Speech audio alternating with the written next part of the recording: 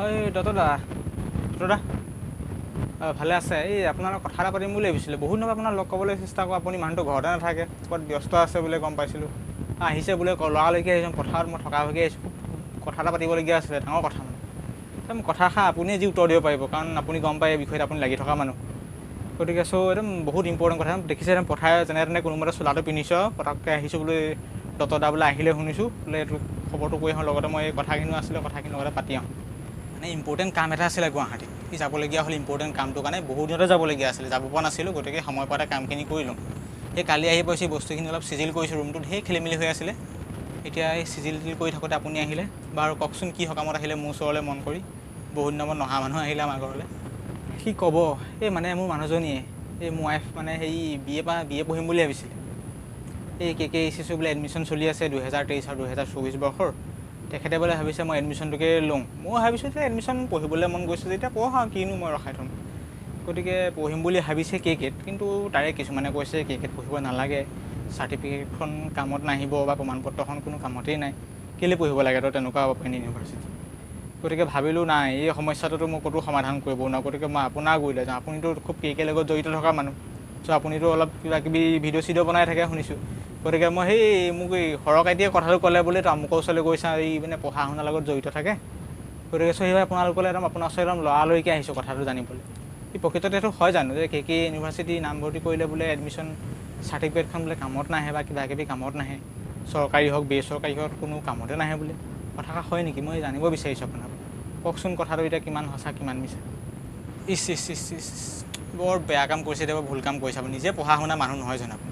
নিজে পঢ়া শুনা মানুহ হৈ যদি আপুনি এনেদৰে মাথা মাৰি থাকিবলগীয়া হয়, বাকী নপঢ়াখিনি কি হ'ব বাৰু আপুনি চিন্তা কৰকচোন। চাওক, আপোনাক মই কৈছোঁ, কথাখিনি বুজাই দিছোঁ, KKHSC চাৰ্টিফিকেটখন কিমান গুৰুত্ব আছে আপুনি নিজে পিছত উপলব্ধি কৰিব। আজি গুৱাহাটী ইউনিভাৰ্চিটি হওক, ডিব্ৰুগড় ইউনিভাৰ্চিটি হওক, তেখেতলোকে যিখন চাৰ্টিফিকেট প্ৰভাইড কৰে একে ছেইম ছিষ্টেম। আজি গুৱাহাটী চাৰ্টিফিকেটখন যিটো সমান মৰ্যাদা আছে, মানে KK ইউনিভাৰ্চিটিৰ চাৰ্টিফিকেটো একেই সমান মৰ্যাদা আছে। চৰকাৰী চাকৰিটো KK কামত আহিব, গুৱাহাটী ইউনিভাৰ্চিটি ডিব্ৰুগড় ইউনিভাৰ্চিটি চাৰ্টিফিকেটখনো একেখিনিয়ে কামত আহিব। কিন্তু মানুহৰ চিন্তাধাৰা কি অপেনত পঢ়িছ বা এইটো কাম নাই, চাকৰি নহ'ব, চাৰ্টিফিকেটখন কাম নাই, ভেলু নাই। এইবোৰ মিছা কথা, আপুনি মাথা মাৰি লাভ নাই। আপুনি যদি কোনোবা মানুহে এডমিশ্যন লৈছে, তেখেতক কওক এডমিশ্যন ভালদৰে কৰক, ভালদৰে পঢ়া শুনা কৰক। ভাল অপৰচুনিটি দিছে KK, কেলৈ বেয়া আলোচনা কৰিব লাগে মানুহে? আপোনাকো কৈছোঁ, আপোনাৰ যদি ঘৰত যদি ৱাইফে পঢ়িম বুলি কৈছে, ভাল কথা, ভালদৰে পঢ়া শুনা কৰিবলৈ কওক। কিছুমান মানুহে কৈছে তেখেতলোকে ভাবিছে KK বেয়া, অপেন ইউনিভাৰ্চিটি, সেইটো ভুল ধাৰণা। গতিকে অপেন ইউনিভাৰ্চিটি বুলিয়ে যে সকলো চাৰ্টিফিকেট গুৰুত্বহীনতা হ'ব, গুৰুত্ব নাইকিয়া, তেনেকুৱা কথা নহয়। গতিকে ভালকৈ পঢ়া শুনা কৰক। মোৰ অলপ সময় নাই, মই কাম অলপ কৰি আছোঁ, এফালে আকৌ যাব লাগে। সেইটো কাৰণে মই আপোনাক কি কৈছে, আহিছে ভালেই হৈছে, নাজানে কাৰণে আহিছে ভালেই হৈছে, সেইখিনি কথা আপোনাৰ মানুহক ক'ব। কোনোবা যদি সোধে তাৰ বিষয়ে 2-4টা কথা বুজাই দিব তেখেতলোকক। বহুত খেলি মেলি হয়, গম পাইছেনে? গতিকে এইবোৰ কথা আপোনালোকে নিজে চিন্তা কৰিব। কিছুমানে হ'ল বুলিয়ে মানে এনেই কৈ দিয়ে কথাবোৰ আজিকালি, গম পায় নাই শৰ্মাদা? কিবা কথা হ'ল বুলি একদম উল্টা পুল্টাই কৈ দিয়ে, বকি দিয়ে, অৰ্থ নাই চৰ্থ নাই। আৰু এটা কথা আপুনি শুনি আচৰিত হ'ব, UGC ৰুল ৰেগুলেশ্যনৰ মতে UGC যি নীতি নিয়ম আছে, KKHSC একেখিনি নীতি নিয়মে সুন্দৰকৈ ফ'ল' কৰে, আৰু সেই যিখিনি কোৰ্চ প্ৰগ্ৰাম কৰে, প্ৰভাইড কৰে, সেই কোৰ্চখিনি সুন্দৰকৈ সকলোৱে কৰিব পাৰে। চাৰ্টিফিকেটৰ ক্ষেত্ৰত কোনো চিন্তা কৰিব নালাগে। হাজাৰ হাজাৰ কেণ্ডিডেট চাৰ্টিফিকেট ইয়াৰ পৰা লৈ ভাল ভাল চাকৰি কৰি আছে, ভাল ভাল নিজে ভাল বিজনেছ কৰি নিজকে আগুৱাই যাব পাৰিছে। কোনোবাই চৰকাৰী চাকৰিয়াল হৈছে, কোনোবাই প্ৰাইভেট ছেক্টৰত কাম কৰি আছে, সেইখিনি এইবোৰ ইউনিভাৰ্চিটিৰ পৰাই লাভ কৰিছে। এনে নহয় যে গুৱাহাটী ইউনিভাৰ্চিটিৰ চাকৰি পাব, KKHSC চাকৰি নাপায়, মানুহৰ বেলেগ ধাৰণা। গম পাইছে, আজিকালি যুগততো চাকৰি চাৰ্টিফিকেটখন চাই চাকৰি নিদিয়ে নহয়, আপোনালোকৰ কোৱালিটিৰ ওপৰত চাইহে চাকৰি দিয়ে। আপোনাৰ পৰীক্ষা হ'ব, নিৰ্দিষ্ট টাইমত পৰীক্ষাত পাছ কৰাকেইটাহে চাকৰি পায়। সেয়া লাগিলে KKHSC ইউনিভাৰ্চিটি হওক, ডিব্ৰুগড় ইউনিভাৰ্চিটি হওক, গুৱাহাটী ইউনিভাৰ্চিটি হওক, যিকোনো মানুহে চাকৰি পাব পাৰে। সকলোৱে আপোনাক কোনোবাই সিহঁতে ক'লে আপুনি কেতিয়াবা বিশ্বাস নকৰে, ভুল ধাৰণা। গতিকে আপোনাৰ যদি ৱাইফে পঢ়িবলৈ আহিছে, তেখেতক ভালদৰে পঢ়াই শুনাই যি মনৰ আশা পূৰ কৰিবলৈ দিয়ক, সুবিধা দিয়ক, মুঠতে এখন ইউনিভাৰ্চিটিত পঢ়ায়।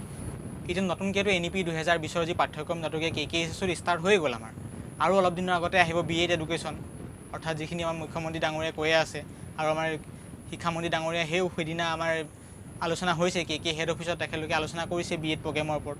অৰ্থাৎ Krishnakanta Sandikoi state open university কেইদিনমানৰ পৰা এতিয়া আপুনি B.Ed কোৰ্চো কৰিব পাৰিব সুন্দৰকৈ, বুজি পাইছেনে? ইমান ধুনীয়া অপৰচুনিটি থাকোঁতে মানুহে কয় KK বেয়া, KK বেয়া, একদম ভুল ধাৰণা, এইবোৰ একদম খং উঠি যায় মোৰ কিবা। তেতিয়াহ'লে দেৰি কি হয়? তেতিয়া মই ল'ৰালৈকে গৈ এডমিশ্যনটো লোৱাই দিওঁ, তেতিয়া এডমিশ্যনটো আগতীয়াকৈ ল'লে ভাল হ'ব, পঢ়িবলৈও সময় পাব যিহেতু, গম পায়। গতিকে সোনকালে এডমিশ্যনটো কৰাই লওঁগৈ, আপুনি বহক। ঐ আহিলে হেৰি কৰক, চাহ তাহকণ খাই যাওক আকৌ, ইমান দিনৰ মূৰত আমাৰ ঘৰলৈ আহিছে, চাহ তাহকণ খাওক। ৰ'ব চাহ তাহ এডমিশ্যন কৰিব পাৰিব, চাহ তাহকণ খাই যাওক।